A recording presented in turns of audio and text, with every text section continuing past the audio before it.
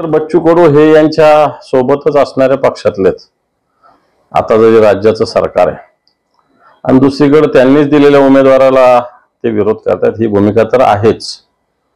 परंतु मागच्या काळात ज्या पद्धतीने राणांचं भारतीय जनता पार्टीच्या विरोधातलं वागणं आहे तो तळागाळातला भारतीय जनता पार्टीचा कार्यकर्ता ऑलरेडी दुखावलेला आहे।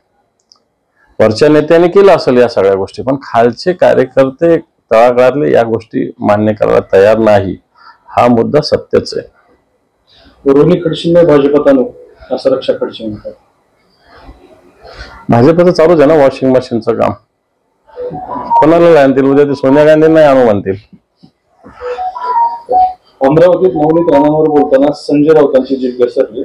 बळवंत वानखेडे विरोधात नाचीची लढाई नसून देशाची लढाई असल्याचे संजय राऊत म्हणाले। संजय राऊतांचे बोललं त्याचं मला असं वाटतं मीडियाने फार मोठा वेगळं स्वरूप दाखवलेलं आहे। ही देशाची लढाई हे सत्य आहे आणि ज्या नवनीतजी राणा आहेत या एक ऍक्टर आहेत, नटी आहेत आणि नटी या सगळं काम करत असतात। त्या अर्थाने ते बोललेले, ते काय वेगळ्या अर्थानं बोलले असं त्याचा अर्थ घेण्याची गरज नाही।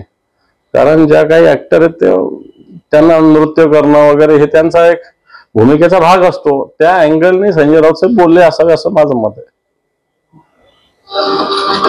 रवी राणांनी उत्तर दिलं संजय राऊतांना की बाळासाहेब असते तर संजय राऊतची हकालपट्टी केली असते।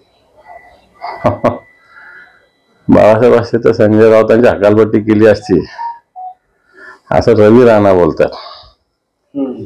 मग तो शिवसेनेचं काम ज्या ताकदीनं संजय राऊत साहेब नेत्यांनी पुढे नेतात आणि संजय राऊत म्हणल्यावर बरोबर यांना मिरच्या लागतात ना सगळ्यांना, म्हणून ते असं बोलतात। चला ठीक आहे, थँक्यू।